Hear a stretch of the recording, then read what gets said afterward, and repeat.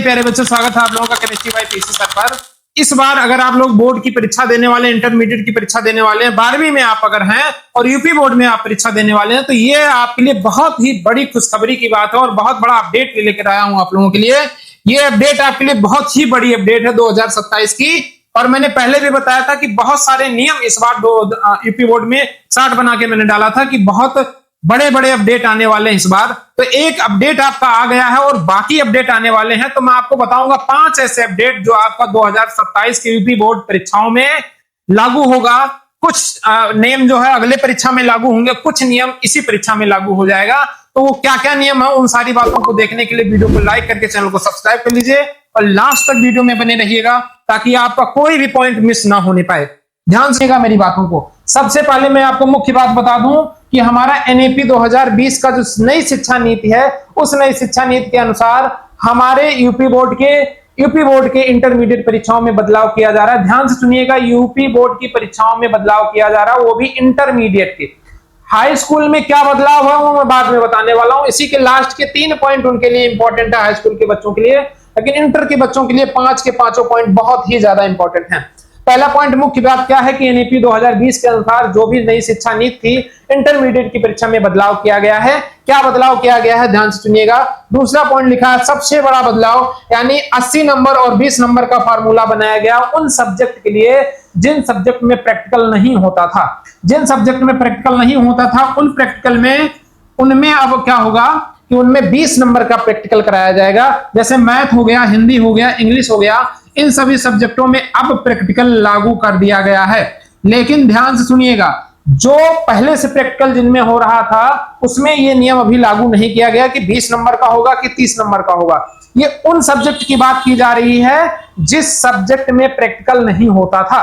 ध्यान से सुनिएगा, नहीं बहुत सारी बातें ऐसी हैं जो आप लोग नहीं समझ पाएंगे और बाद में आपको बहुत ज्यादा पछताना पड़ेगा, है ना। तो दूसरा सबसे बड़ा बदलाव यही था। तो ये 11वीं जो इस वर्ष 11वीं में है उनके लिए बहुत ज्यादा इंपॉर्टेंट है जब वो 12वीं का परीक्षा देने वाले हैं। तो ये दोनों बातें तो उनके लिए बहुत ज्यादा इंपॉर्टेंट होगी। तीसरी बात, जो 2027 में पेपर देने वाले हैं उन सारे बच्चों के लिए बहुत ज्यादा इंपॉर्टेंट है। तीसरा और चौथा पॉइंट ध्यान से सुनिएगा, तीसरा और चौथा पॉइंट आपके लिए बहुत ही ज्यादा बेहद ज्यादा इंपॉर्टेंट है, नहीं बाद में आपको पछताना पड़ेगा।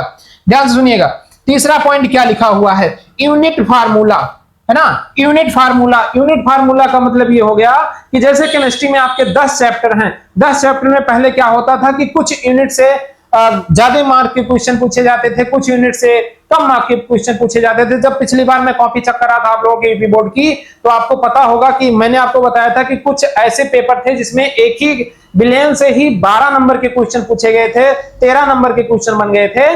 तो अब वो चीज नहीं लागू होगा। अब हर एक यूनिट से सेम फार्मूले पर, मतलब यह है कि सेम नंबर के क्वेश्चन पूछे जाएंगे।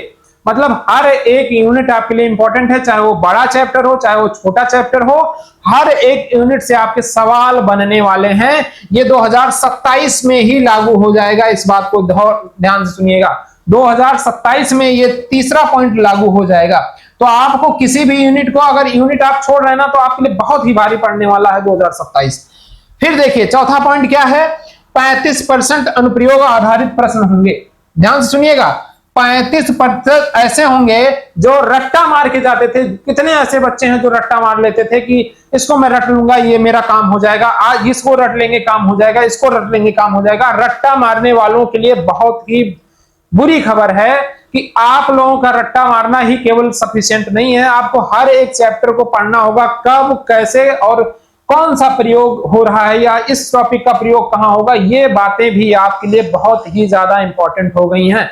मतलब अब प्रयोग आधारित प्रश्न पूछे जाएंगे, मतलब ऐसे प्रश्न पूछे जाएंगे जो आपको समझ के अनुसार लिखना होगा, जो आपको अपने समझ के अनुसार उसको रिप्रेजेंट करना होगा। रट्टा मारने से काम नहीं चलने वाला। तो जो बच्चे रट्टा मार रहे थे 2027 में, उनके लिए बहुत बुरी खबर है, और जो बच्चे समझ के पढ़ रहे थे उन बच्चों के लिए बहुत ही बेहतरीन ये न्यूज है कि आप समझ लीजिए और अपने समझ के अनुसार उन प्रश्नों का आंसर दे दीजिए। 5वां पॉइंट मैंने लिखा वार्निंग। वार्निंग का मतलब समझिए, वार्निंग मैं क्यों दे रहा हूं। पहली बात को, जो भी बच्चे अभी भी पढ़ाई करना स्टार्ट नहीं किए हैं, जो इस भरोसे बैठे हैं कि लास्ट में आके रट्टा मार देंगे, उनके लिए चौथा पॉइंट ही बहुत ज्यादा खतरनाक हो गया है।